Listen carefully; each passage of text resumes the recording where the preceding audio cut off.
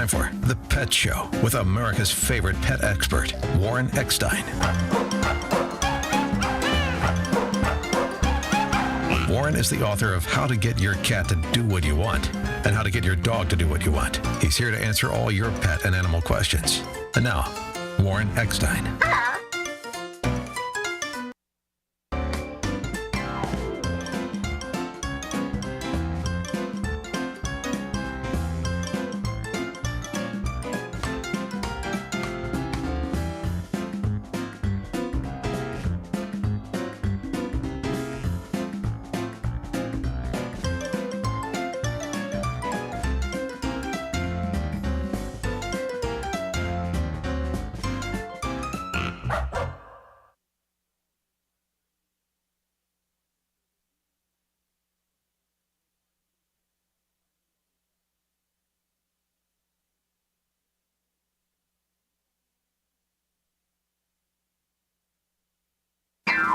You're listening to the best of the Pet Show. It's time for The Pet Expert, Warren Eckstein. Warren is the author of How to Get Your Cat to Do What You Want and How to Get Your Dog to Do What You Want. He's here to answer all your pet and animal questions. And now, Warren Eckstein. Hey, good morning, everyone, and welcome once again to The Pet Show. Is your bulldog... Oh, before I get started, I'm broadcasting today from Arizona, so I didn't know whether to say good morning or good afternoon. It's 12 o'clock in Arizona, or 11 o'clock in Los Angeles, and I'm going to be broadcasting a lot from Arizona, so I'm going to have to get used to this time. But I think next week we'll go back to a regular time. Anyway, welcome to the Pet Show, whether it be morning, afternoon, I don't care. Welcome anyway. Let me start this over again. Is your bulldog acting a little bored? Does your rescued Siamese kitten have you stumped? Have you given up on your little Havanese? Well, if you love animals, care about wildlife and the environment, and I mean truly want to get into your dog or cat's head and understand what they think about your behavior before you try to even understand their behavior, you've come to the right place, because right now, right here, it's time for The Pet Show, America's first and only real pet site. Clashing on the controversies. It's a woke society, and I am fed up with it. We are AM 870, The Answer. A little technical issue there, but we're live on The Pet Show today, so if you have questions or comments about your dog or cat, just want to share a great story about that adorable pet that lives with you or lets you live with them, great time to give me a call. So you have a question about jumping, barking, digging, chewing. Your cat looks at the litter box and says, "No way." Your dog's humping everything in sight. The dog down the block and your dog look like real great enemies. Well, anyway, that's what the show is all about, helping people resolve any issues that they may be having with their dogs or cats, or much more likely, any issues that their dogs or cats must be having with the people. By the way, if you happen to be new to the Pet Show, I'm here to answer all of your pet and animal questions. Let me give you that phone number. The phone number here at the Pet Show is 870 KRLA, 870 KRLA, or if you prefer numbers, 866-870-5752, 866-870-5752 is the way to get through. Just a reminder that everyone that calls into the show today and gets to talk to me live on the air, if they haven't called recently, will be getting an absolutely amazing, fabulous, incredible gift. Not for you, but for that beautiful dog or cat looking up at you with those adoring eyes as we speak. So if you have a question or a comment or want to share a story, last week someone called about an older dog that they rescued. And when I got off the air, I received a couple of emails from people saying, you know what, I think I'm going to do exactly the same thing. So if you think your story may not be important or it's not going to make anyone else make a decision, think again, because your story about your adorable dog or cat that may have had a rough start in life can make all the difference in the world in convincing someone else that maybe it's the time for them to make that same commitment. Again, that number, 866-870 KRLA, 866-870-5752. Alex, you may wonder why I'm laughing. I'm broadcasting today from Arizona, which means that I'm an hour ahead of Alex, but I'm always an hour ahead of Alex anyway. But this is the last week, because next week we're back on the same time, right, Alex? Yeah, I think so. Next week you guys set your clock whatever, and my clock stays exactly the same. I like that. 866-870-KRLA, the phone number. Let me tell you what's coming up on today's show. But as you know by now, your questions, your stories, your comments are always my priority. But really interesting show. I put a lot of time in putting this show together today, and hopefully we'll have time to get through a lot of the subjects. But if we don't, remember, a lot of the items I don't get to are posted immediately on my YouTube channel as well. So check out youtube.com/Warren Eckstein. But here are some of the topics. You know, many of the questions I get asked here on the Pet Show have to do with dogs that panic when their guardians are away. You've heard the term separation anxiety. We talk about it over and over and over again because so many dogs really suffer with that. So the bottom line is today, what are the actual causes of separation anxiety? People have a lot of different opinions. Well, my dog's this because he hears that, or my dog's this because he hears this. Today we're going to share exactly a good amount of the reasons which may be causing your dog to suffer with separation anxiety. Also coming up, I hate this word. I hate it. What is angry attention? Let me say it again. Angry attention, and why is it so important to connect with your pet in a positive way? Too many dogs learn to react to the negatives. We're going to talk about the positives. Angry attention. Some people love it. What are they, nuts?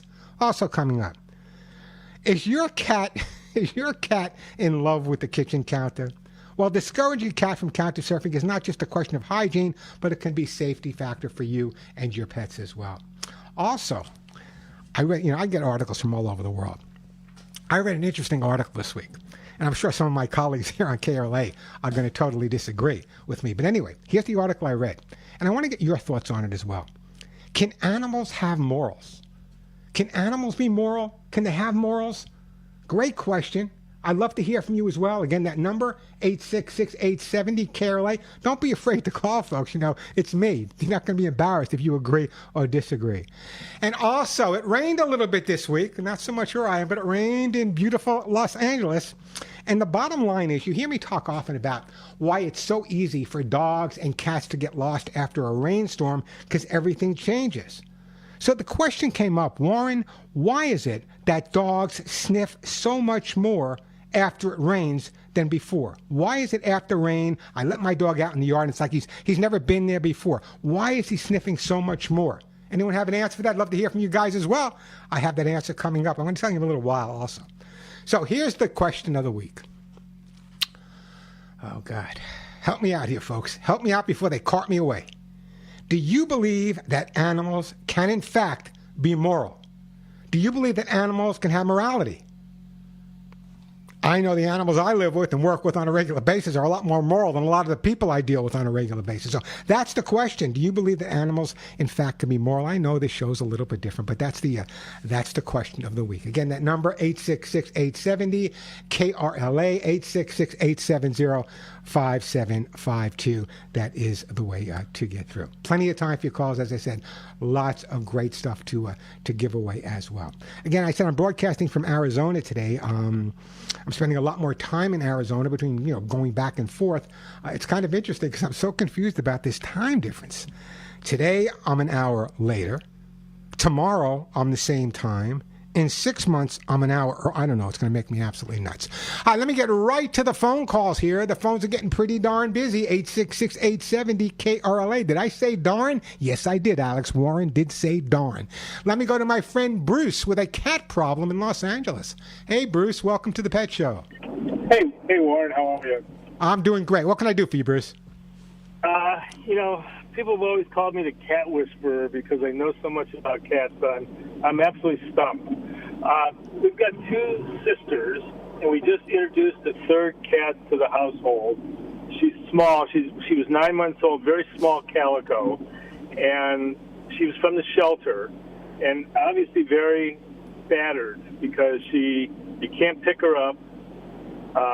You come near her, she flinches, she runs away. She's made great strides in 3 months, though. We can actually pick her up and put her on the bed now, and she lets us pet her. She's come a long way. But the other two cats terrify her absolutely 100% of the time. The minute they see her, they run after her and chase her under the bed. Have you tried? I'm not a big fan of the term whisperer, just so you know. But have you tried, by the way, introduction one-on-one instead of two-on-one? Well, one of the cats has gotten better, and we kind of feel okay, but she'll chase her then too. Yeah, but the bottom line is that's group think. That's group think. You know, I've worked with dogs where individually the dogs were great, but when they got a group together, it was like a bunch of Cujos. So here's my thought. Number one, I would make sure you spend a few minutes every day at different times during the day, but several times if possible, just one-on-one with the new cat and one of the other cats. Make sure you're in a room that has a lot of distractions in it, boxes, whatever, a room with a lot of distractions, just one-on-one. Make sure you end on a positive note. They're ignoring each other for a minute. That's enough for that day. Then tomorrow, try it with the other cat. And little by little, they will come around. You're talking to someone who had 27 feral cats at one time. Well, they all best of friends? No. But there was no major fighting going on. And the reason for that is I gave them individual time to get to know each other before I incorporate them into their group. So even though you only have 3 cats, my suggestion to you is give them one-on-one time with the new cat, little by little, always end on a positive note, because cats learn through the associative memory, and little by little they'll start accepting each other a little. Well, you're starting to see it already, but they'll start accepting each other a little bit more. But when you have the two together, the 2 older cats together, it's kind of like that group thing. It's like, you know, like teenage boys, they get much tougher when their buddies around. I think one-on-one's the way to go. Okay, I appreciate that. We will give that a try, and I will update you when the time comes. I'm sure you will. So, Bruce, let me ask you a question. Now, have you always been a cat person? Always. Ever since cats as a kid, too? Pardon? You had cats as a child as well? Always. Yes, as a child, too. All right, so let me toss this out at you. No, listen, here's the question. Do you believe that cats can be moral? That's a good question. I was thinking about that when you said it. I think it's possible, yes. All right, there you go. I like you already. Anyway, don't go anywhere. I'm going to put you on hold. I am going to send you some fabulous kitty lickies from Lucy Pet. Nothing's going to get your cats to get along better than sharing kitty lickies, I promise. Hey, the number here, 866-870-KRLA, 866-870-5752, broadcasting today from Arizona. I'm trying this new camera. What do you think? The new, if you're watching me on YouTube, let me know what you think of this new camera. I know it's a little dark. I got to adjust the lighting. You know, I'm not really a technical guy. I take all my technical advice from Alex, and he takes all his pet advice from me. Never the twain shall meet. Let me do this. Let's go to where are we going to go now? You know what? Let me do this. Let me take a break. When we come back, I want to get Michelle, Debbie, Doug. The phones are getting busy. I want to get to all your calls. The phone number 866-870-KRLA. Busy show today. The question came up. And maybe you can't, I don't want to sound like a genius here. Why does your dog sniff more after it rains than before it rains? What makes them sniff so much more? You know, let me just give you a little hint. Having trained dogs for literally dozens and dozens of military and security and police, there's a reason for it. You know, I have a Schnauzer. He's not a police dog, but why is he still sniffing more? We'll talk about that when we come back. That number, 866-870-KRLA, 870-5752. All right, Lucy Pet Food. What can I tell you about Lucy Pet Food?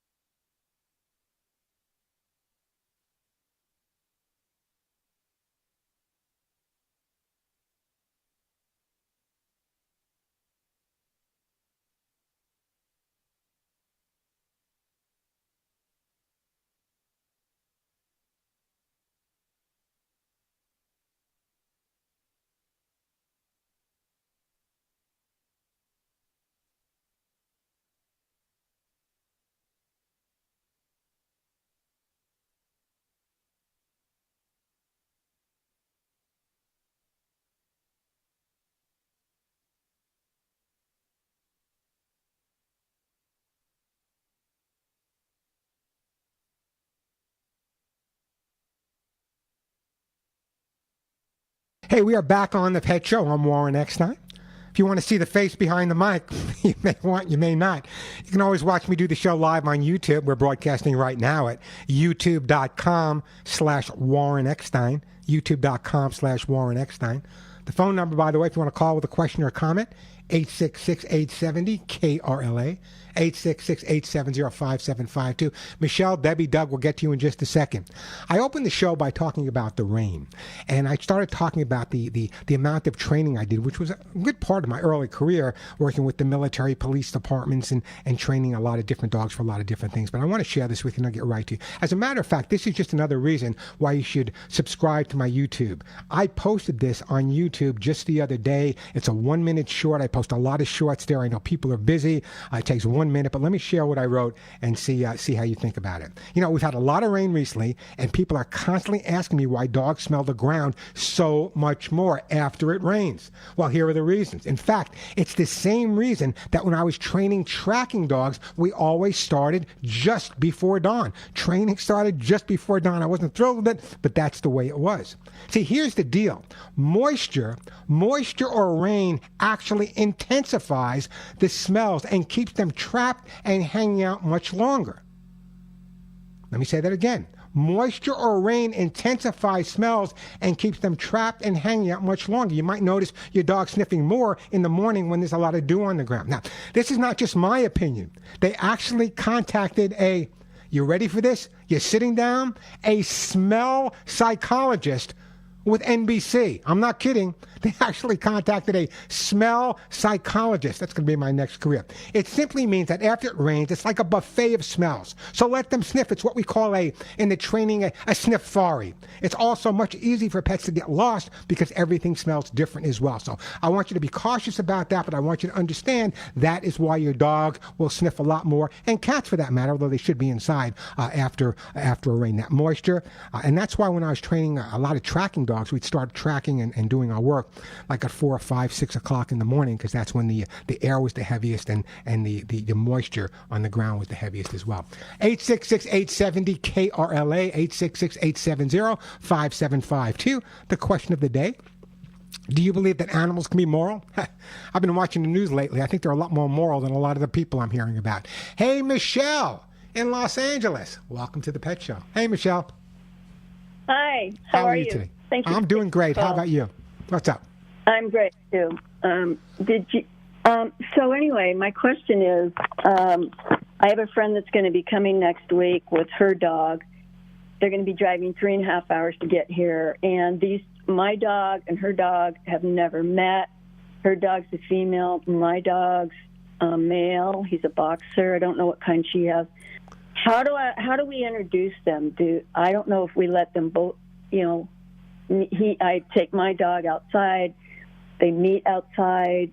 Well, first of all, I'm assuming both dogs are spayed and neutered. Yes. Okay. And you don't know what type of dog she has, but your dog's behavior around other dogs is like what?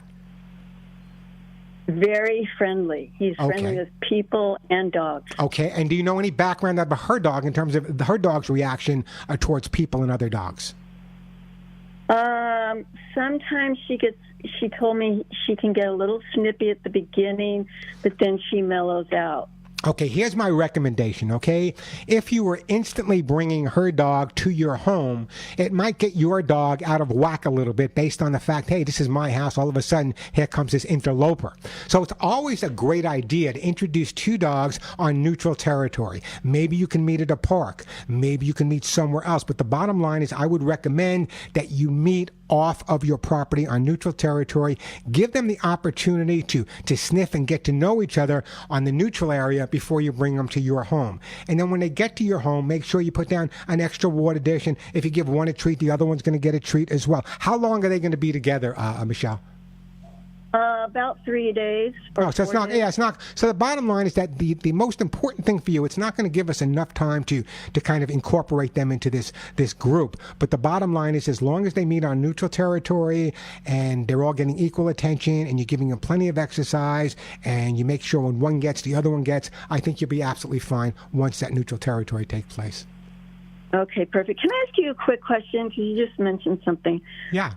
my dog, Rocky, Boxer, 3 years old, does walk pretty fast, but he also pulls. But I'm wondering, he does not chase anything, like he doesn't chase a tennis ball. Is there any way I can train him to do this so that I can throw the tennis ball in the morning for 5 or 10 minutes to get him worn out a little bit? What is Rocky's favorite thing in the whole wide world?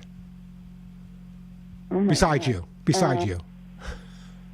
Well, when he sees me putting on my shoes to go for a walk, he barks and barks and barks and barks, or howls. We're not going to get him retrieving shoes. Then you're going to call me up saying Rocky's chewing up all your shoes. First of all, I would not be using a tennis ball.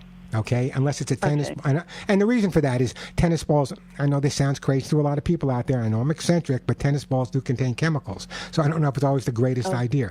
What you may want to do is find a ball specifically made, non-toxic ball made for dogs. You might want to take one of his favorite treats and just kind of rub it all over the ball. Let him play with the ball in the house to get the smell and everything and the taste, and then start tossing that. But you never want to do it with just one. Make up 2 balls with that same odor in it. So this one, you toss one, if he goes too crazy with it, you can toss the other one, get his attention on it. But if you go back and forth, you'll get the idea, and eventually he'll learn to pick it up and bring it back to you. Oh, great. Thank you. I just figured out he does like 2 little stuffed animals. He has to sleep with them every night. Yeah, just like me. I would do. No, mine aren't. No, mine aren't. No, listen, mine aren't stuffed. Okay, let's get that right out in the public. Mine Michelle, are those flat ones. Yeah, use those. Use those. But in other words, what I would do is maybe get one similar to those and tease him with it a little bit. Because he's already comfortable with those. So maybe rub it on the other ones, get the scent on it, and then start teasing him with the new one outside because it's something new, something exciting. He may be more apt to go after that. And then I just throw it across the grass a little bit, like 4 or 5 and then you feet away. chase it. No, and you chase it. Really, I mean that seriously. No, you're laughing. Okay. I've done this a million times. I've had to chase tennis balls. That I have to chase toys to get the dog to understand. Sometimes the best way to get a dog to react is to show him what's expected. So don't be afraid to get down on all fours and chase something in your backyard, Michelle. Just make sure no one's watching. Yeah, makes sense. No, I'll do it because I think this would be a great way to tire him out a little bit before we go walking. Especially boxers. I love all those dogs. I talked about this before. Yeah, he's a sweetie, but boy, he can pull on me, know. Well, why don't you take the time? You know what? Here's what I'm doing, Michelle. Let's stop the pulling. Mm-hmm. Let's stop the pulling, okay? It's no fun for him, and believe me, it's no fun for you. I got it. So what I'm going to do is I'm going to put you on hold. I'm going to send you a copy of How to Get Your Dog to Do What You Want. Not only do I want you to read the chapter on teaching the dog not to schlep you down the block, but equally important, if not more important than teaching him that, is making sure that you have the opportunity to give him more exercise. And the less he pulls, the more you're going to keep him out. And I think it's going to make a big difference for you. A copy of the book on its way. It's going to take a while to get there, but in the interim, what I'd like you to do is either go to my website, thepetshow.com, or go to my YouTube channel, youtube.com/Warren Eckstein, and I want you just to read the article on First Pet Psychology. Not that your friend's dog's going to be living with you for a long time, but the same introduction for dogs that are going to be living with each other for a long period of time will hold true for that short period you guys are getting together as well. So check it out. I'm sure it'll be good for you. And give Rocky, I love that name, Rocky the Boxer. Rocky the Boxer, a big hug and a kiss me. I was going to say that years ago I did a segment when I was training Dave Letterman's dogs. I did a segment on a show called Mugs of America, and I brought in every breed of dog that had a pushed-in face, and boxers and mastiffs and bulldogs and all these different breeds. It was quite an interesting show. A lot of snorting going on. Hey, the phone number here at the Pet Show, 866-870-KRLA. Plenty of time for your calls. I got lots of great stuff to give away. I got hugs and kisses to give away. Kitty lickies are back in stock. Copies of my books. Those amazing T-shirts that say, "None of my friends walk upright." Lots of great stuff to give away. Plenty of time for your calls. The phone number here, 866-870-KRLA, 866-870-5752. A quick break, then right back to all your phone calls. I'm Warren Eckstein. You're listening to The Pet Show.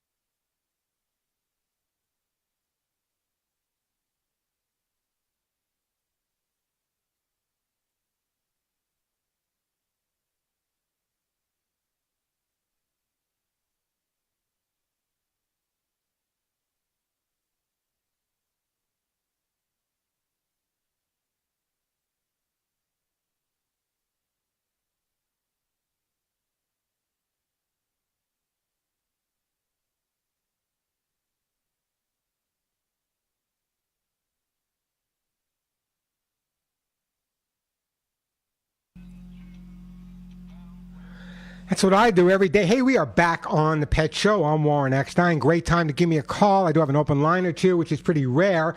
If you have a question or a comment, want to share a great story, or just answer my question of the day, don't be afraid. You got friends here. Do you believe that animals can be moral? Can dogs and cats have morals? Not just dogs and cats, but other animals as well.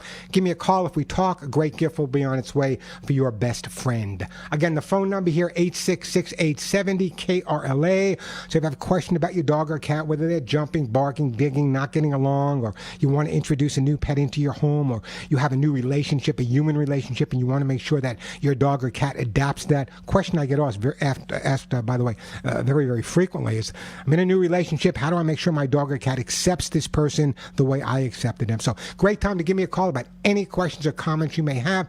Also want to hear from you guys in terms of whether you believe that dogs and cats and other animals can have morals. It's an interesting question and an interesting article that came up this week, and I found it fascinating that people are kind of saying, yeah. A lot of people would say no, no, no. A lot of people think it's absolutely absurd, but I believe it. What do you believe? Give me a call. Let me know. I'll send you a great gift. 866-870 KRLA, 866-870-5752. Cameron and Saugus will get to you. Doug and Glendale will get to you. But right now, let's go to Debbie in Northridge. Hey, Debbie, welcome to the Pet Show. Hi. Hi, how are you today? Hello. Hi, Debbie. I'm good, thank you. What can I do for you? Well, I don't know if this is a medical question, a behavioral question, or just a matter of my dog trying to train me. So appreciate your help with this. I have a 13-year-old Doxy, and he's not a foodie. He doesn't like food very much except for vegetables. But he would normally, the Dachshunds I've had have all been paper eaters, like tissue paper and so forth. But in the last 3 weeks, he started to eat things like address labels, heavy paper, my bills. So I'm wondering what's going on. Well, it could be a lot of different. It could be a lot of different things, Debbie. Number one is certain times when dogs will lack a certain mineral in their diet, they will compensate by trying to eat other things. And in kids, we call it, this bizarre craving. Pica is what it's often called. However, that he's kind of just starting all these new things. I think part of that may have to do just with his age, a little bit of dementia or Alzheimer's setting in. You might want to get him on a good supplement, and I'll send you a supplement besides. I remember years ago when I was training in Europe, I had a dog, very similar situation, that was chewing a lot of paper. And what we found that there was a shortage of sulfur in his diet, and we increased the sulfur, and that stopped. I'm not saying that's the case with your dog, but you might want to have that conversation with your vet and say, hey, listen, he just started. Now, the other thing is, at 13 years old, it's also possible that his teeth or gums may be hurting him, more than likely, and therefore that be causing him to. But it sounds to me like it's even less than a nutritional thing. It sounds to me like it's just kind of a senility thing. And I think that just make sure you give him a lot of other things and put a lot of vegetables around the house. But I don't think it's anything to be overly concerned about unless you find that he's just totally chewing everything and he's not eating his food. Is he eating normally like he normally did? He is. He's eating normally, but it's very strange. It's almost like when he's looking for the paper, like he's on a hunt. Well, what do you do when you see him chewing paper? What do you do? Well, that's the problem. I realize what I do is I give him cheese to get him away from the paper. So there you go. No. Listen, before we put the dog on the couch, Debbie, we got to put you on the couch, okay? In other words, if my mother said to me, Warren, if you fail another math test, and I fail another math test, and she gives me a yodel, I'm not studying. It's just it is. So I think you're actually kind of reinforcing that behavior. And let me tell you something about dachshunds. Dachshunds are incredibly bright, very often way too smart for the people they live with. Don't take that as a negative. I mean it. They're way too smart. So I think what's happening here is that perhaps it started out as a little bit of a habit, and here comes Debbie reinforcing it. Oh, you're chewing paper? Well, let me get some Munster cheese. Well, maybe you like American, or maybe you like cheddar, whatever you want this week. So when I see you chewing paper, you're going to get a piece of cheese. How in the heck would that prevent him from chewing paper? Yeah, I hate to tell you how long it took me to realize that I was reinforcing the behavior. Really? Have you thought about therapy? But it's such a common. It's such a common. More about it. No, but listen to me. I'm joking with you, but it's so common over the years. Okay, and I've been doing this for a few days. Over the years, I've had so many calls similar. So, for example, years ago, trainers used to recommend if your dog was chewing your shoe, take the shoe away and give the dog a toy of his own to play with. And that made a lot of sense, other than the fact that if the dog wants a special toy, all he's got to do is bring in your new shoe. So the bottom line is people don't often realize how they're reinforcing some of the negative behaviors on their dog. And then they're calling me because they created the habit, and the poor dog is reacting to what they created. Shame on Debbie. I want to stop the cheese. I stopped doing it, but so I started eating the cheese instead. He's shredding it, and then, but he's not possessive like he is like with a toy. Give him some more toys. Go listen. Take that MasterCard. Give him some more toys. Change him around every couple of days. Check his teeth, check his mouth, and stop giving him cheese, and you'll be fine, I promise. But I want you to check with your vet as well, just to make sure there's nothing. But what I'm going to do, Debbie, on this, I'm going to put you on hold because I've had enough of you. I'll put you on hold, Debbie. And I'm sending you a jar of my own Hugs and Kisses vitamin mineral supplement treats for your dog. Enjoy. You may want to split those. Don't eat them yourself. They're for the dog. Sometimes this is what keeps me up at night. But you think about it. And some people don't realize the error that they're making. And Debbie was making that error. And the fact that her dachshund's 13 years. Listen, I know a dachshund lived to be 22. So God bless you. It's going to be around for a lot of years. So don't give him any more cheese. 866-870-KRLA, 866-870-5752. We're going to get to you, Doug, in a minute. We're going to get to you, Cameron, in Saugus. I definitely want to get to you, Amy, in Huntington Beach. But let me share this with you. Someone called me this week, and they asked me about their cat always going into a specific area in their garden. And what someone recommended that they do was take a water gun or a spray bottle and spray the cat with water when they saw the cat in the bushes. Well, first of all, the cat should be in the house if he's not being supervised. That's number one. But very often we have cats that will go into indoor plants as well. So something I used years ago, and I think it may be beneficial for you as well. It's not going to work with every cat. But if you have an area in the house, on top of a plant where your cat's going, or maybe you have a plant outside and you walk your cat out in the backyard, one of the best ways to stop your cat from digging in the area is just going on a hike, saving a bunch of pine cones and bringing them home. Cats hate to walk on pine cones, and very often that's enough to prevent them from going to that area where you want to save that plant. So pine cones, they're more than just beautiful, they're more than smell, but they can keep your cat off your garden as well. 866-870-KRLA, the phone number, 866-870-5752. You know what? Let me take another call right now. Let me go to Doug in Glendale. Hey, Doug, welcome to the Pet Show. Yes, thanks for taking my call. We have had two cats for many years. About a month ago, our 18-year-old cat passed away. Oh, so sad. Now, our 15-year-old cat is not taking this well at all. He's exhibiting what we think is anxiety, and he cries all the time, especially when my girlfriend will leave an area that she's in, such as the kitchen. He will cry and cry and cry until she comes back to the kitchen. And when she goes in the bathroom, he cries near the door, and until she comes out. What was the relationship, Doug, between your girlfriend and the cat that crossed over? Well, very, very good, extremely good. But she pays, pretty much equal attention to both cats. Yeah, but let me tell you what's going on here. I see from my screen that the lovely Suzette wrote separation anxiety, but what we have here is more of a grieving abandonment situation going on.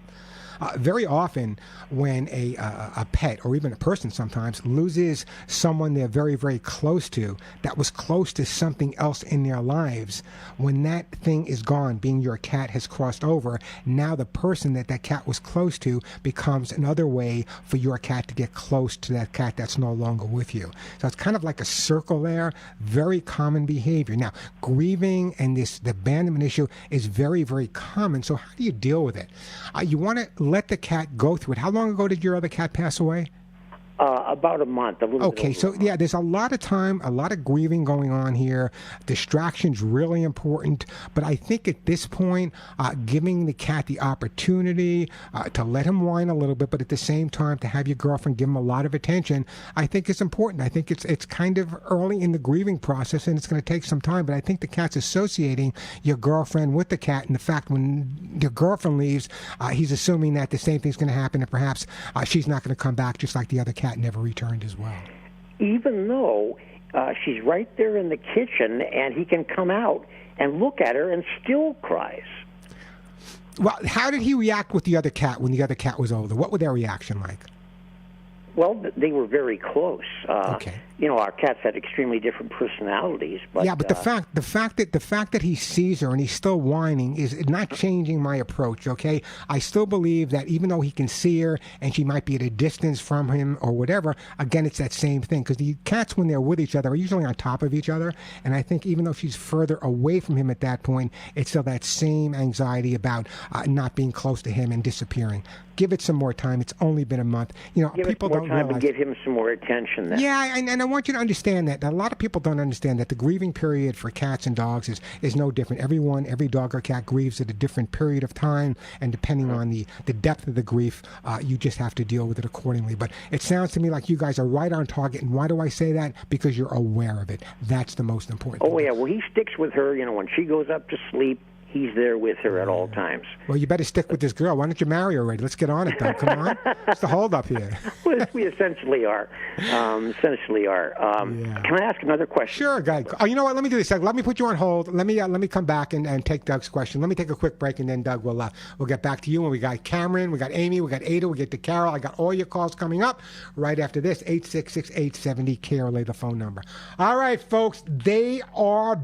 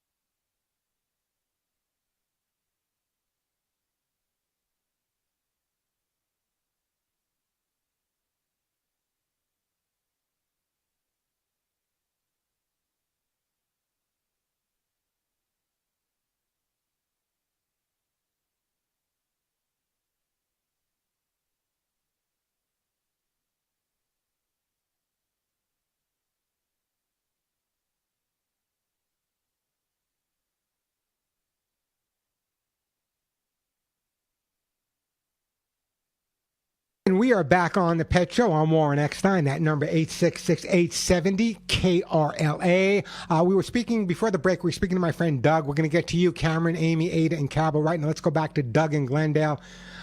Doug, you still with me?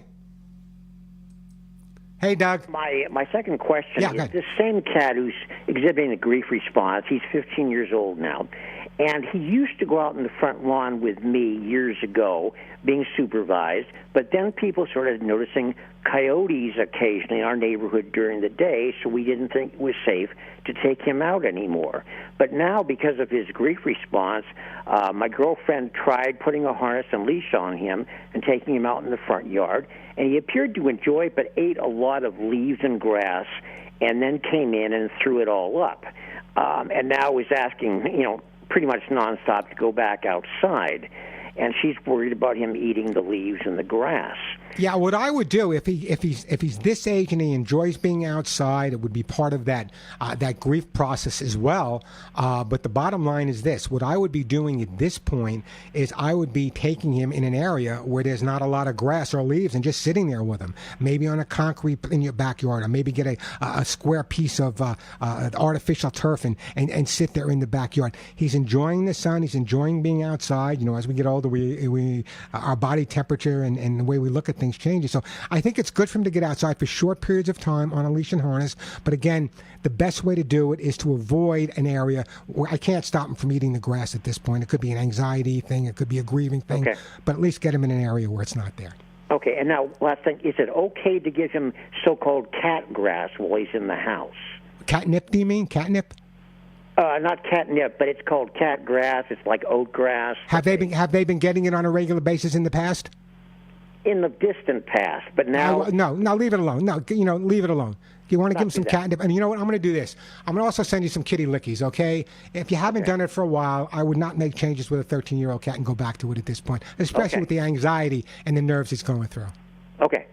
All right, Doug, don't go anywhere. Give him a hug and a kiss and marry that girl, will you? I'm going to put you on hold. And I'm sending you some kitty lickies from my friends over at Lucy Pet for your cat.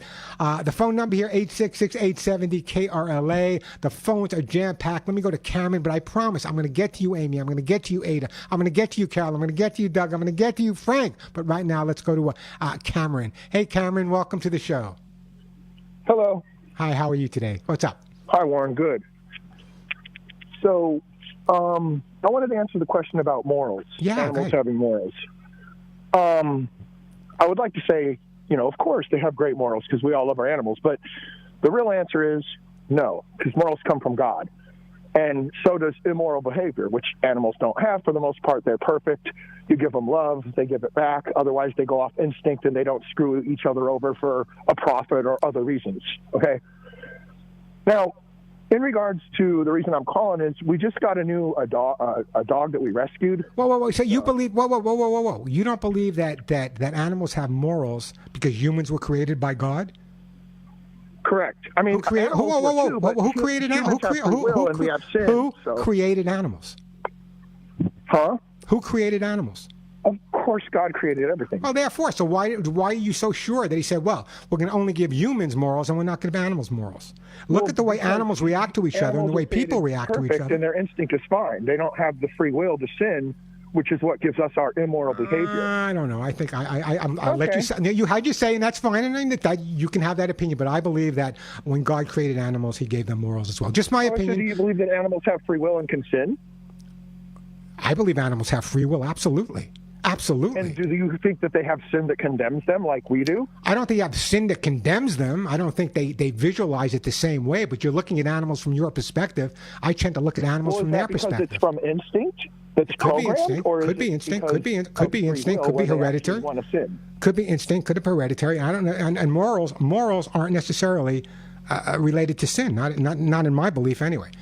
Anyway, I'm not going to get into the whole religious thing. I'm not going to get into a whole religious thing with you. Everyone has their own belief when it comes to religion. No, I understand. I believe that they have morals. I believe. I love it. I'm an animal lover. I feel like they're perfect. And if an animal's bad, it's because humans were bad to it. And anything outside of that, I mean, you just don't see it. Animals naturally are, for the most part. I mean, a wild animal, what do you expect? A bear's going to act like a bear. But if you give a dog or a cat love, or, I mean, even other animals like elephants, they're smart and they treat each other good. But I feel like that comes from instincts. The only time I feel like an animal would be bad, I think it comes from. I think it comes from the. I think it comes from the soul. I think it comes from the heart. I think it comes from the soul of animals, the caring for each other, and I believe animals have souls. I'm not going to argue that. I think animals have hearts and souls for sure. Oh, there you go. Anyway, sure. What's your question? I want to write that. What's your question for me? The new rescue dog, it keeps chasing the cat in the backyard. So, whose cat's in the backyard? I'm sorry, what? Is it your cat in the backyard? No, we have several cats, and they go in and out, and the dog that's very lovable and friendly and sensitive and full of energy, she just won't stop chasing the cats. How interesting. Well, first of all, it's normal for a dog to chase cats. The cats are in her yard, and they're in their yard too, but she's going to chase them. Is she hurting the cats? No, just scaring them and going after them. Leave it alone. Leave it alone. Okay. Leave it alone. Eventually they'll figure it out, or they'll just live that way. But sometimes correcting a situation makes the situation worse. I got a break anyway. Cameron, don't go anywhere. I'm going to put you on hold.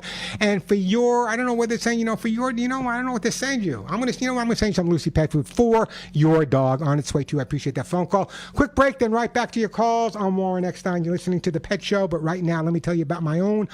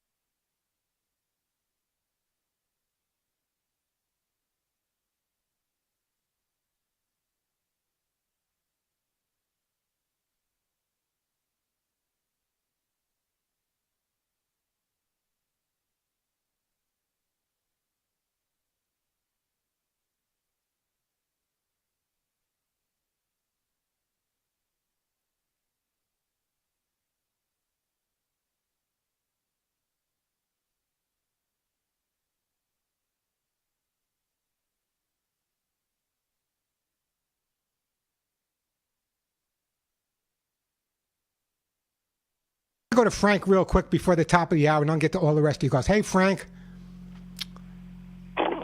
Hey, Frank, I don't have a lot of time, but I know you want to disagree with me. Tell me why. All right. When you brought up the subject of the dog sniffing and more after a rain, I knew the answer right away. That made perfect sense. Then you came up with an answer that was the exact opposite of what I was thinking. First, I got a question. What did the sniffologist use to determine that the scent was stronger after a rain? Doesn't have to use anything. Anyone who's ever trained tracking dogs will tell you that.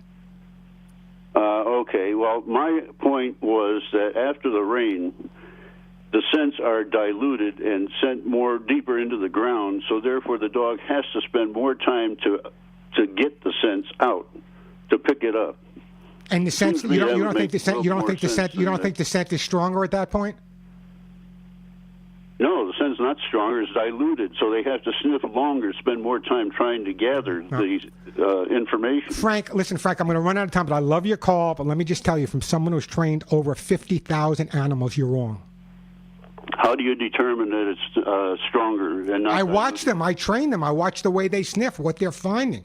I try tracking in the afternoon. They don't do the same thing. So then it makes sense that there's less scent there for them to pick up, so they have to spend more time. No, there's not less scent. There's different scents. Different scents. Not less, different. That's why they get lost after the rain. Things don't smell the same. They're a different sense, not the same sense. Because they're washed away. It's just like they can't track in a riverbed or in a river. Frank, I love you, Frank. I'm not going to get into it. Have you ever trained the dog for tracking? All right, whatever. I just thought I'd put that out there for you. Do you have any dogs, Frank? Oh, yeah. I got my beautiful, lovely Lucy. I've sent pictures of her to you. Well, let me put you on hold, and let's send Lucy some Lucy pet food, okay? We're going to put you on hold, and Lucy's going to get some Lucy pet food. I'm not even going to argue. Anyway, listen, don't go anywhere. Got to break for the top of the hour. We come back. We got Amy, Ada, Carol. We'll get to all your calls right after this. I'll go a little bit further maybe on Frank's question as well. The phone number, 866-870-KRLA. I'm Warren Eckstein. You're listening to The Pet Show.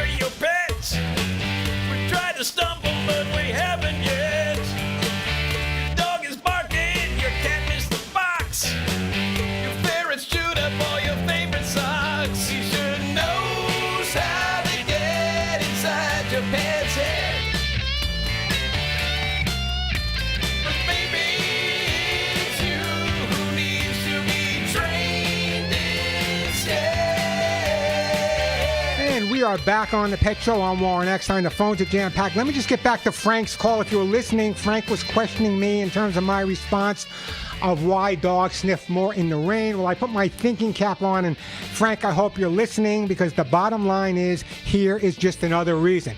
Here's how it really works. And I'm just kind of going from the top of my head, what I remember when I was studying.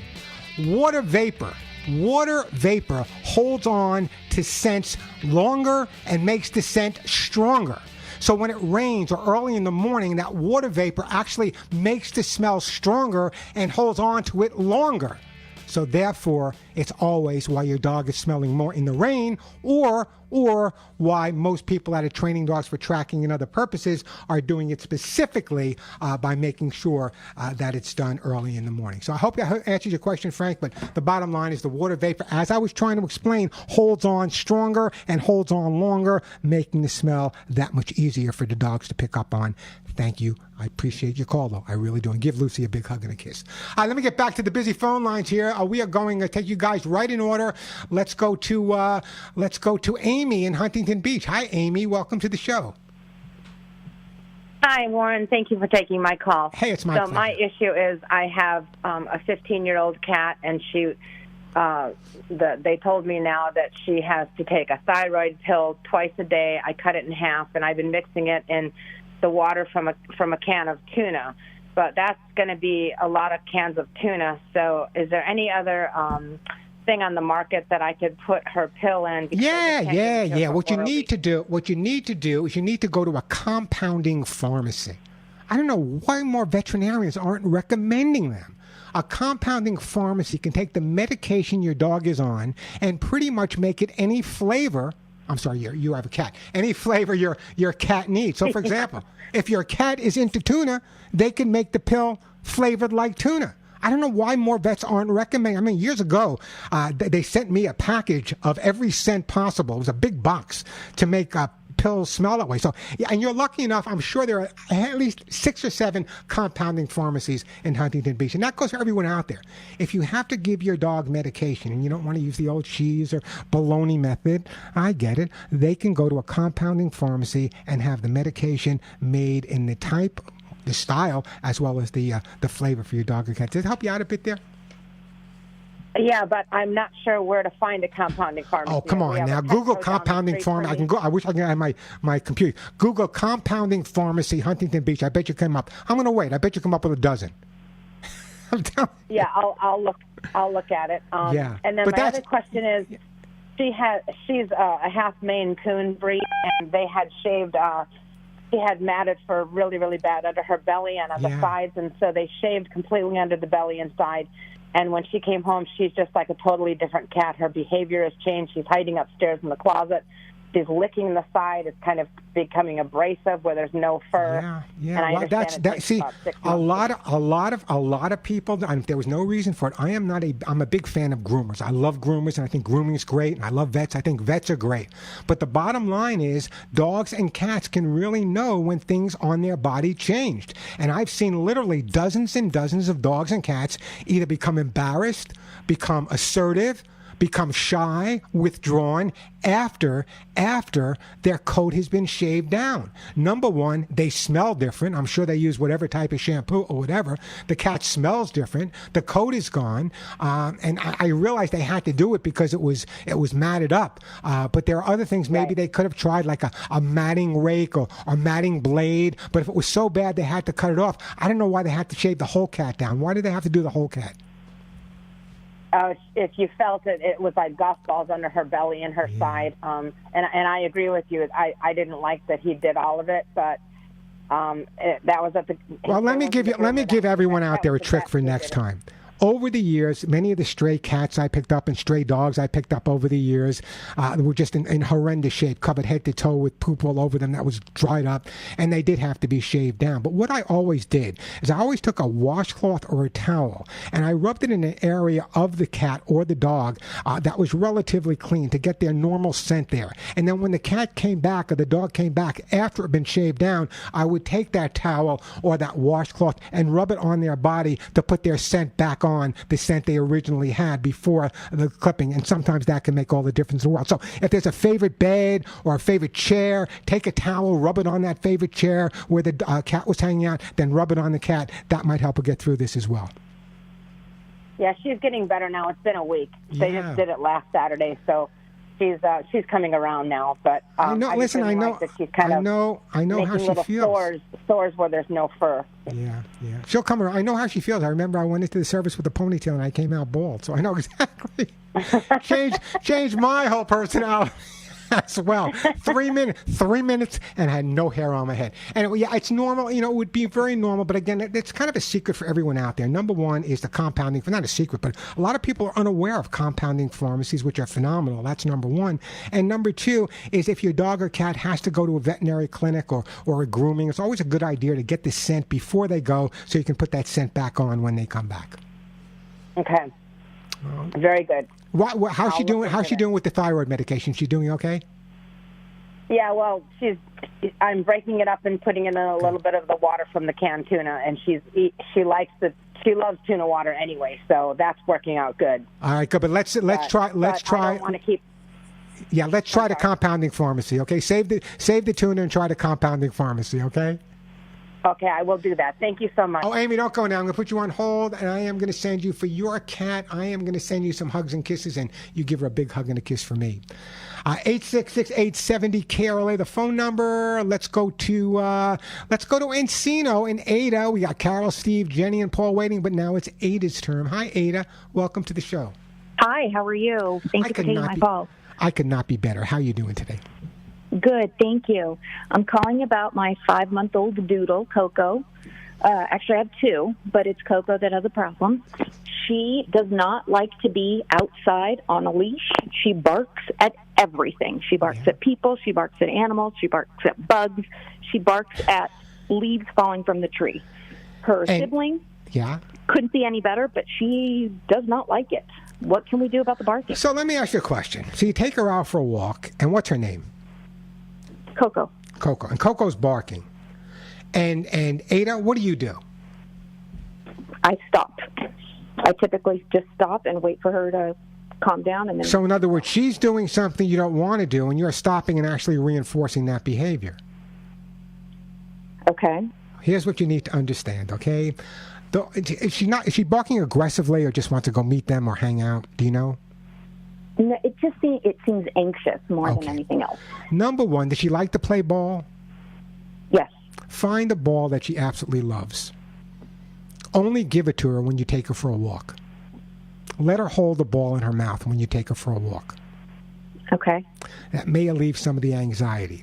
The other thing that you can do, which is incredible too, is if you were to say, no, bad dog, stop it, knock it off, you're driving mommy crazy, what you're actually doing is paying a lot of attention to what you want to stop.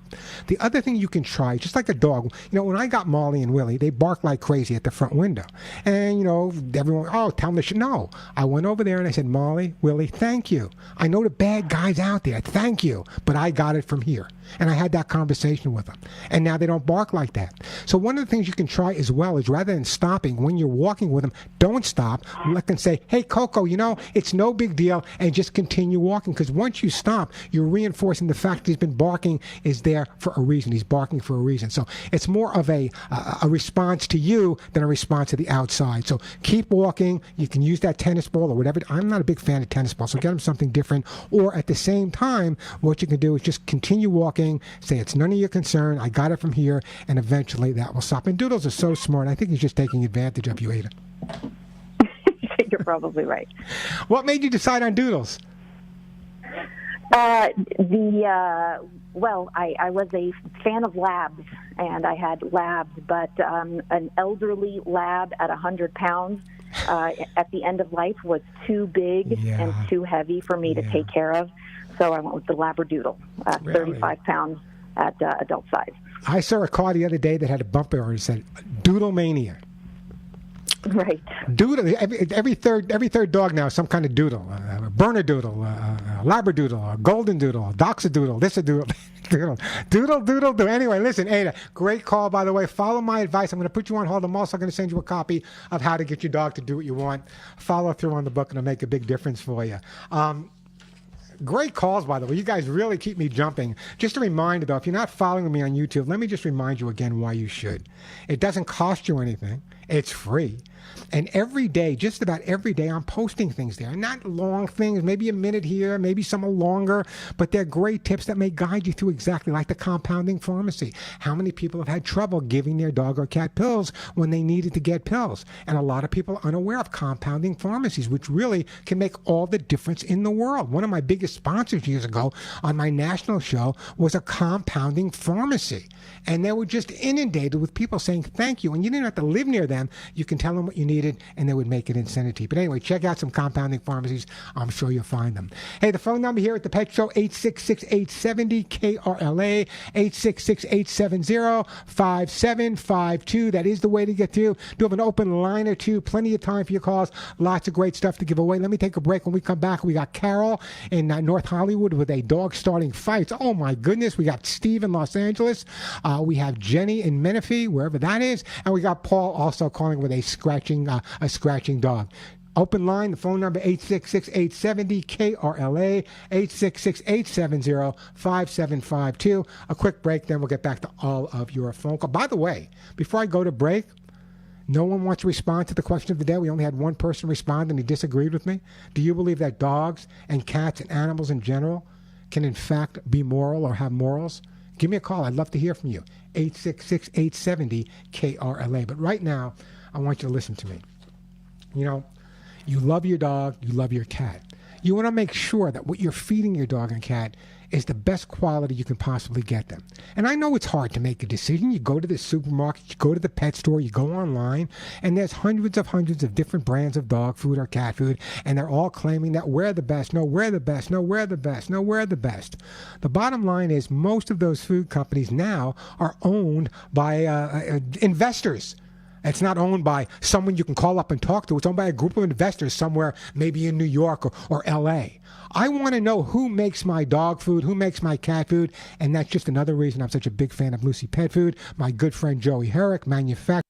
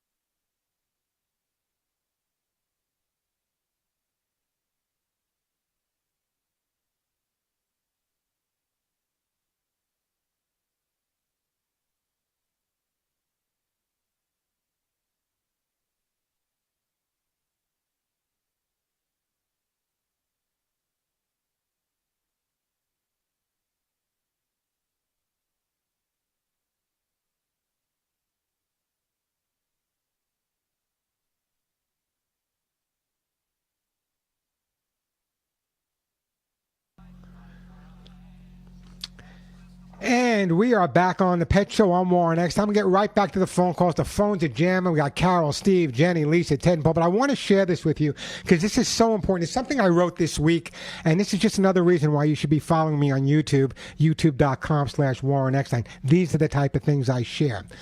Rewarding your pet for calm behavior. I'm going to read it exactly as I wrote it. It's important to acknowledge those moments when your pet is acting appropriately and taking it easy. Some dogs learn that we only interact with them when they're engaging in naughty or bad behaviors. So they knock over the garbage can and steal laundry in order to get our attention, even if it's angry attention, a word I despise. Taking the time, and this is so important, and I wrote this from my heart, taking the time to connect positively with your dog or cat when they're calm, like when they're resting in his bed or hanging out quietly near you, will encourage them to perform that behavior more often. Remember, behavior that is rewarded will be repeated. If you're repeating and rewarding the behavior when they're naughty, that's the behavior they're going to repeat. If you're rewarding the behavior when they're mellow and calm, that's the behavior that they're most likely to repeat. Not perfect, but pretty darn close. I hate the term angry attention. Spend a lot of positive, upbeat attention with your dog or cat. Make all the difference in the world. Oh, God, so many great calls coming in. I don't know where to go. Let's go to Carol in North Hollywood. Hey, Carol, welcome to the show. I want to say right away, I think animals have morals. Oh, I'm so sorry. I think they have morals, but they need more guidance to overcome. Yeah, we're like everything. We're like deities to our pets. You know that? They believe everything about us. It's just incredible how much and I wish people would appreciate their pets as much as very often their pets appreciate us. So what's your question for me? Go ahead. I think it's like saying that, like children don't have morals. No, of course they have morals. They need to be brought up and gradually, get the guidance so that they understand. Guidance. That's the word, guidance. Every living thing can be guided into good or positive behavior in most cases. So I don't want to run out of time. So my dog. Go ahead. Sorry? Go ahead, Carol. What's your question? Carol, go ahead. Carol, did we lose you? Oh, man. She had a great question. The dog's starting fights. I wanted to resolve that. Call me back, Carol. We'll try to get to your call, but right now we are going to go... oh, God, so many great calls here. I don't know where to go first. Let's go to Ted in Mar Vista. Hey, Ted, welcome to the show.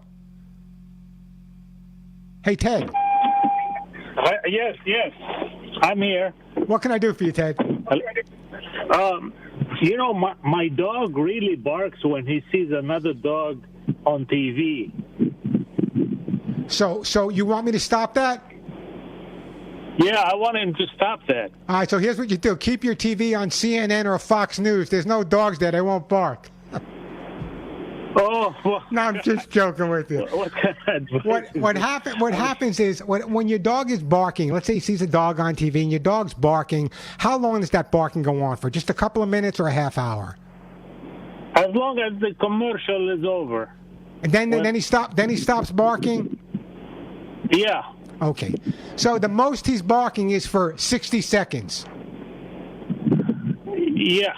Deal with it, Ted. Ted, deal with it. Deal with it. If you told me your dog was barking for a half hour, 15 minutes, or 10 minutes, I would resolve that for you. The fact that he was barking for 5 minutes when you're watching your favorite TV show, I would resolve that for you. But the fact that he's barking for less than 60 seconds when he sees another dog on TV, I say live with it. I think that if you try to overly correct that, you're going to create other scenarios where he might do other things. Instead of barking, he may go off and pee in another room when he sees another dog on TV. So the concept is sometimes we have to give in a little bit and say, you know what? He's not being that bad. He's being a lot better than I act most of the time. So if he's barking for less than 60 seconds when he sees a dog on a commercial, I say leave it alone. Other trainers say, no, yell at him, tell him no, put him away. No. They live for such a short period of time, 13, 12, 14 years. Let them bark. I tell him that, but they don't listen. They don't listen to what? So I tell him, no, stop it. No, don't tell him anything. Why should he stop it? Oh, okay. In other words, what I'm saying, Ted, is that in his life, he's in your house all day long. You love him. You take him for walks. You hang out with him. And there's a lot of trainers that'll disagree with me. But the bottom line is this. We have them for such a short period of time. Let's focus if we have major problems. If he's chewing up your house, if he's biting people, if he's aggressive towards other dogs. The fact that he's barking for less than 60 seconds, I leave it alone. Listen, my dogs are the same way. Okay, I can stop Molly and Willie from barking. Yes. I can stop leave them alone, sure. Yeah, leave it alone. Leave it alone. Anyway, Ted, don't go in there. I'm putting you on hold. I'm sending you some hugs and kisses for your dog. I think part of the problem, and I'll get to your calls, but I think part of the problem is this. So many people, everyone, when I first started working in the field of animal behavior, when I was 8, there wasn't a whole lot of people there that were doing this out there. And the bottom line is now everyone's a professional. So, in other words, they would tell, if the dog's barking, tell them no, tell them to shut up, or do this. No. Let them live a little bit. Let them enjoy life a little bit. No one's perfect. I'm not perfect. You're not perfect. So the bottom line is, if your dog's barking for a little bit when he sees a dog in a commercial, okay. It's not the end of the world. It's kind of... It's making the dog happy for that moment. Leave it alone. I know that sounds eccentric to a lot of people, but then again, many of the things I say really do. Hey, let's go to Jenny in Menifee. Hi, Jenny. Welcome to the show. Hey, Jenny, where the heck is Menifee? Hi. Where's Menifee? It's right next to Temecula and Marietta. Okay, so down in San Diego area, sure. So what can I do for you? I have an 8-year-old cat that hides every time it comes to visit. And I'm going to have a friend come for a couple days in May with a new puppy. It'll be 4 months old, tiny little mini dachshund. I'm wondering if there's a way to introduce the puppy to the cat because it's so little. Yeah, well, this is what we need to do. We need to introduce the puppy to the cat and the cat to the puppy. But before we do that, when is your friend coming? In May. Oh, we got plenty of time. What I want you to do is I want your friend to go out and buy a little stuffed dog animal. I want you to take that, or have her take that, and I want her to rub that all over her little adorable mini dachshund puppy. At the same time, I want you to get a little stuffed animal, and I want you to rub it all over your cat and send it to her. I want the cat and the puppy to get used to the scent of each other before the actual meeting. And when you have the actual meeting, obviously you want to be a little conscientious because, the cat could hurt the young puppy or vice versa. So you want to make sure you're both holding them, give them a lot of positive attention. Make sure you spend more attention with your cat than you've ever spent before. And you should be okay because most of the relationship between animals is based on scent. So if we can get the cat used to the dog's puppy scent and the puppy used to the cat scent, we're 80% in front of the battle already. And again, using that, you can't introduce the cat outside, but you can introduce the puppy inside. Just make sure the cat's getting more attention. There's lots of toys around.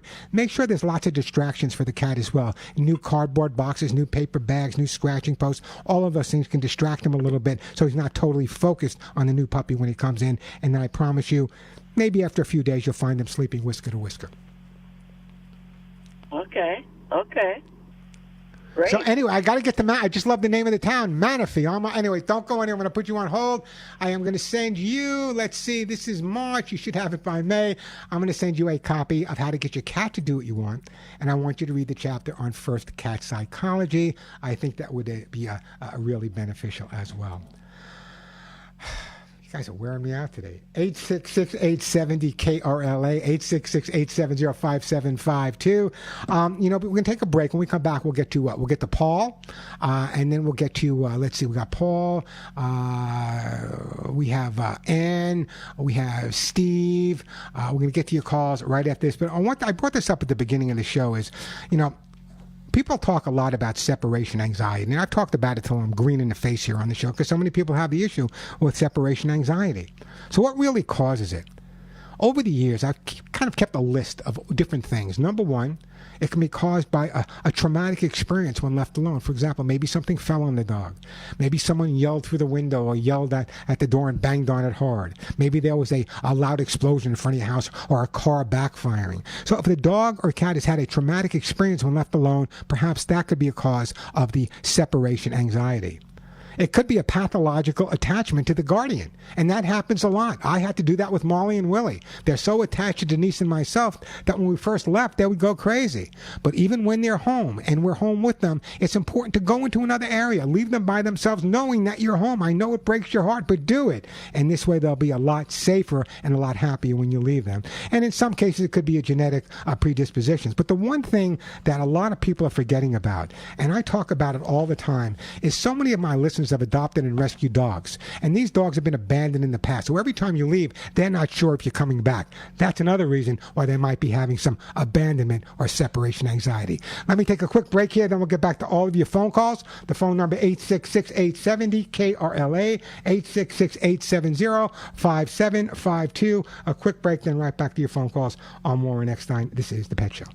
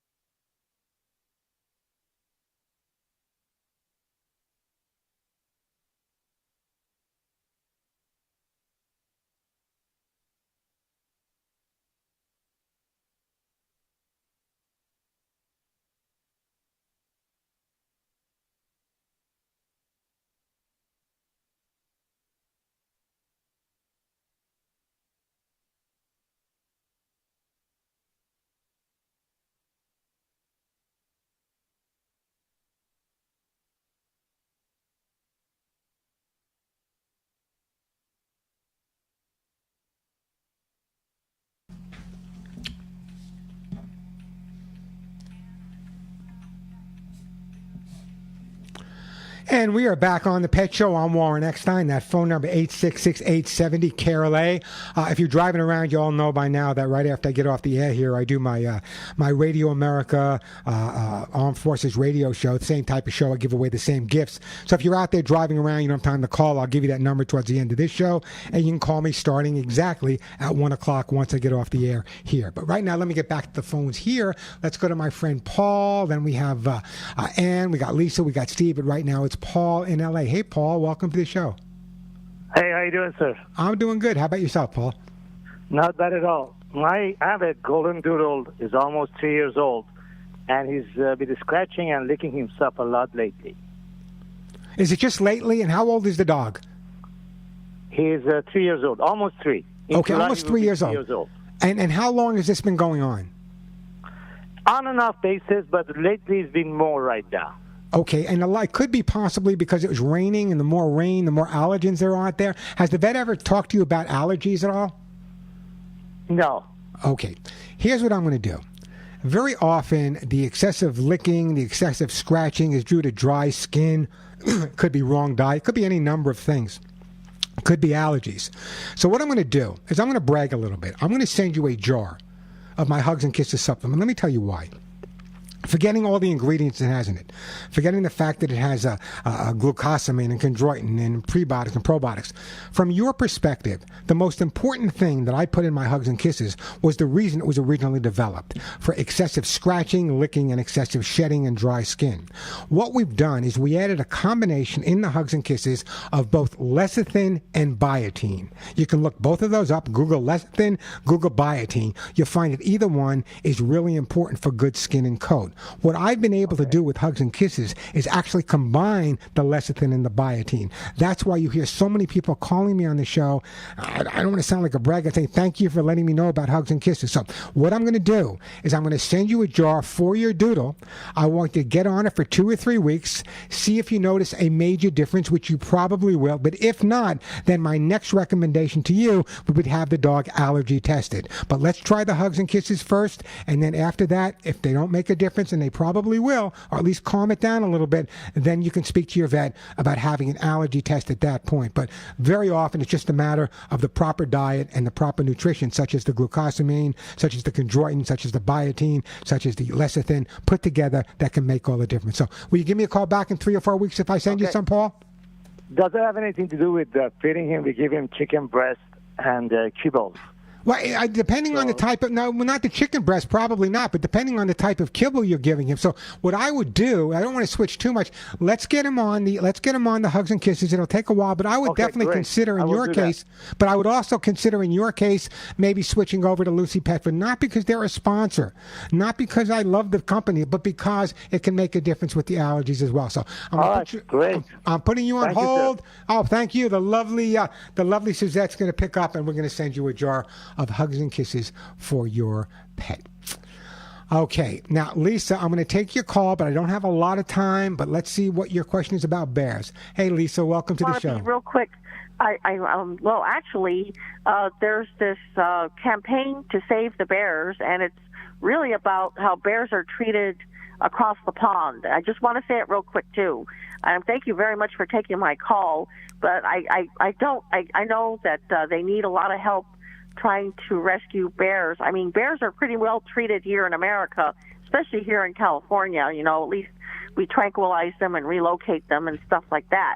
But they're treated really horribly across the pond. And bears have been treated horribly since the beginning. And I'll tell you why. Over the years, when I was a peace officer on the East Coast, there were sideshows at gas stations with dancing bears, and people could box bears, and it was the most horrific thing I ever saw in my life.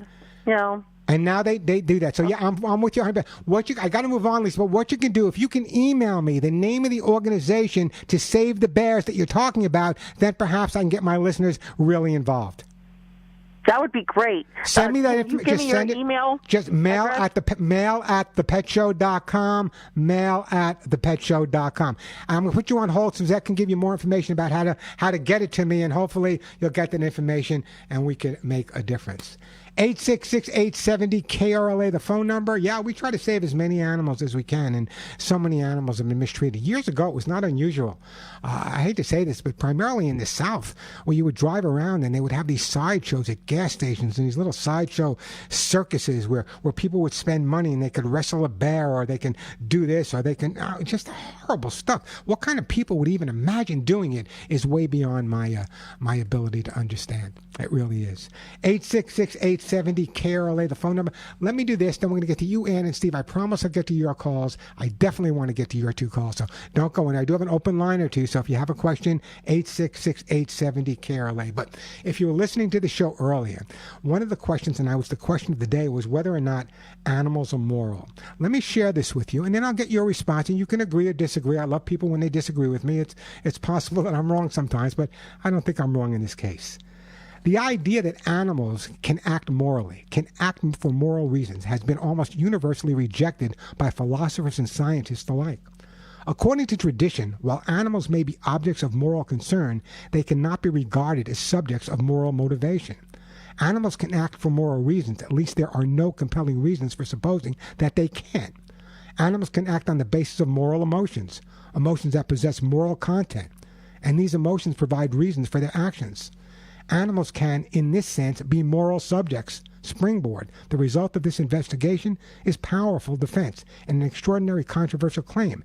Animals can, in fact, be moral. That is sure to engender heated debate, as you heard on the Pet Show a little bit earlier.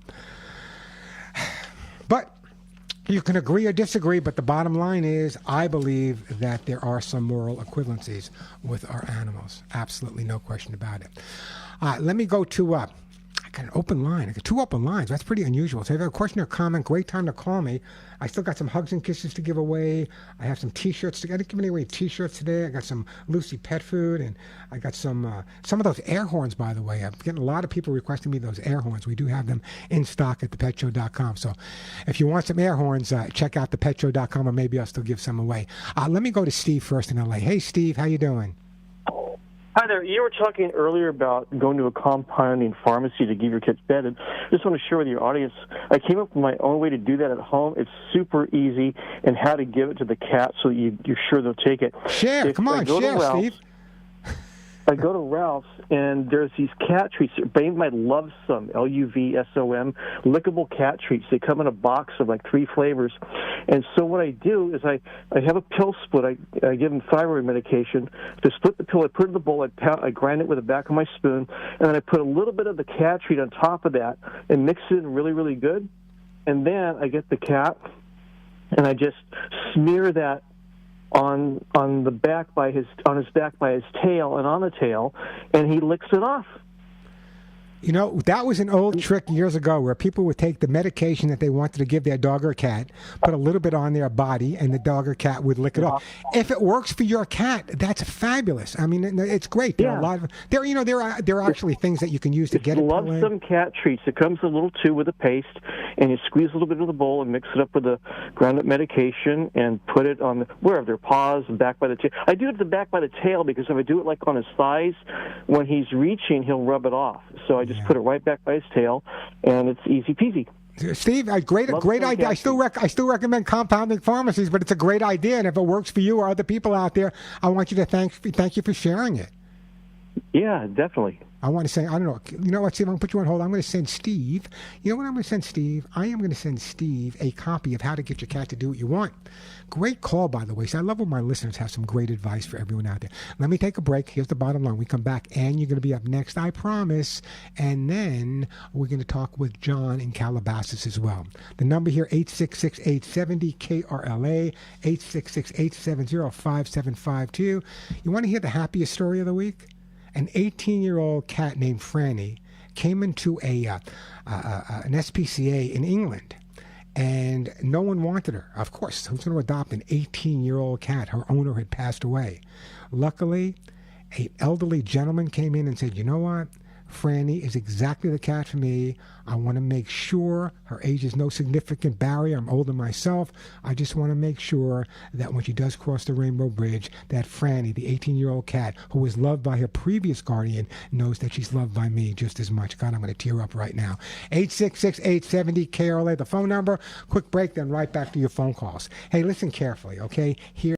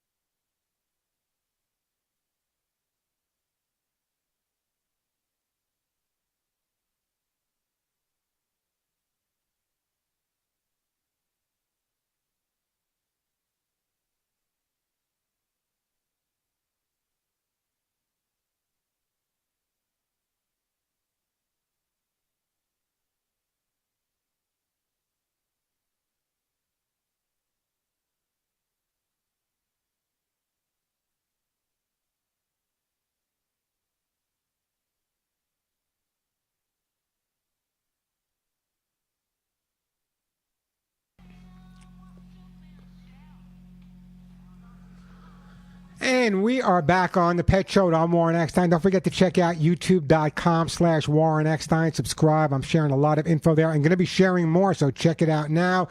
youtube.com/Warren Eckstein. I will go to Ann and then John. Hey, Ann, welcome to the Pet Show. Warren, I have a quick question about my 18-year-old cat in addition to what I called you about. Sure, Are you there? I'm here. Okay, my 18-year-old cat is blind. He bumps into things on his way to the water dish or to the litter box. And for a while it looked like he was losing his appetite. But it seems to have come back. He's walking around, then he sits in the kitchen when he's ready to eat. He ate well this morning. So I'm thinking, is it better to keep him alive or should I have him put down? Is he in any pain that it looks like to you? I can't afford to take him to a vet. I have no money. No, but you know, listen, there's a lot of vets that do freebies. But the bottom line is you know your cat better than anyone else. Does the cat look like he's in pain? No, he doesn't look like he's in pain. Okay, so here's what you for need him to walk around. Here's what you need to do. Whenever you have a cat or a dog that loses its sight, very often they bounce off things and it scares them. I always recommend that you can make a trail using cardboard boxes so they don't hurt themselves when they bump in. So if you make a trail, let's say to his water dish or his food dish, they will learn that trail and eventually you can remove the boxes and they're smart enough to stay in the middle. That's the bottom line. Now, in terms of, you're asking me if you should put your cat down. If he's not in pain, why would you consider putting him down? There are a lot of low-cost... Well, because I can't afford to go to a vet. There's no such thing as can't afford anymore. Go to my website, thepetshow.com. There's a list of organizations that may be able to help you out with low-cost or no-cost veterinary care. It's not like we're living in Guam anymore. We're living in Southern California. There are great veterinarians out there. There are great organizations out there that can help people out, either low-income, that can help them out with veterinary costs. So the fact that we can't afford a vet, I understand that, but I want you to check out all the organizations. There are vets out there that do amazing work, that do an awful lot of volunteer. I'll give you an example. Just a couple of weeks ago, I was broadcasting with Lucy Pet Food at the Red Barn, not the Red Barn anymore, it's called Teresa's Pet. And the bottom line is their foundation alone actually gave free vaccinations for over 200 animals. So there's great organizations out there. Check it out before you give up. Now, it's the obligation you have is to determine whether the cat is in pain. If the cat's in pain, then you got to make a different decision. But as long as the cat is drinking his water, he's eating, and he doesn't appear to be in any pain, I would say contact one of the groups for future. But in the meantime, as long as he's enjoying the life he has left, I would let him. Okay, and Warren, this is a story that needs to get out. I was watching the Channel 4 news at 11 o'clock last night. Colleen Williams was talking about a case off of some freeway in an isolated area where they would find bags and bags of German Shepherd puppies. And in one case, there was a bucket with water, and it looked like they had just put the puppy in there and drowned it. And a woman who lives in that area said she saw signs up, German Shepherd puppies for sale. It shouldn't be too hard to catch this person, and that person needs to be caught, but the story needs to get out. She said this was an exclusive to Channel 4. And so the story... Well, let me ask you a question. Why would Channel 4 make it an exclusive? I guess the story just came out. Well, it might have just come out, but I hope... no, you just shared it with me, and it's great. I just hope now that Channel 4 shares whatever information they have with Channel 7, Channel 2. I hope so. Let's not... So that's the bottom line. But in the interim, what I would do at this point, I'm surprised that the people at Channel 4, maybe they did, if they've not... What area was this in, where the dogs are being found? Well, I didn't hear it. I thought they said something at 14 freeway or something. But okay, wherever it doesn't make it. Wherever they were being found, what NBC or Channel 4 should do at this point. And remember, I was the contributing editor for the Today Show for 15 years. What they should do at this point is take the information they have and turn that information over to either the people involved with animal rescue or the police department as well, because killing animals is not legal. So the bottom line, if someone's dumping bags of animals and drowning dogs, then that's against the law no matter what. So I'm hoping NBC shares their information, and I'm hoping that either the police or the animal control is going to go out there and investigate it. So if you hear anything else, I mean, I possibly can't hear it all, but if you hear anything else or anyone does, please keep me posted. I haven't heard this story. I've heard stories, many like it, of a lot of cats and puppies being drowned and killed over the years. In fact, investigated some myself. So the bottom line line is, I'm glad you brought this up, Ann, and I'm hoping and I'm assuming that they are, that Colleen and the rest of the crew over there is letting the law enforcement know that this is going on, and someone will investigate it a little bit further. But I'm so glad you let me know, and I'm so glad. They were beautiful puppies. They showed yeah, I know. one that was wandering around, and they're beautiful animals. Unbelievable. It's just, you know what? There's so much abuse that goes on out there. People just breathe. Listen, I'm in Arizona right now. I was reading the Arizona newspaper. I don't even know what it's called, whatever the Arizona Republic, whatever it's called right now. And if you go to the classified ads, there's almost a full page. French Bulldog puppies for sale, German Shepherd puppies for sale, Schnauzer puppies for sale, Great Danes for sale. All you got to do is go to the shelter. So the bottom line is, I'm glad they brought it up. I hope they go through a little bit further, and I hope that someone out there is going to make a difference. And if anyone knows more about it, please email me at mail@thepetshow.com. In the meantime, I'm going to put you on hold, and I'm going to send you some kitty lickies for your cat, and I appreciate that phone call. A quick break, then back to John. I'm Warren Eckstein. This is The Pet Show.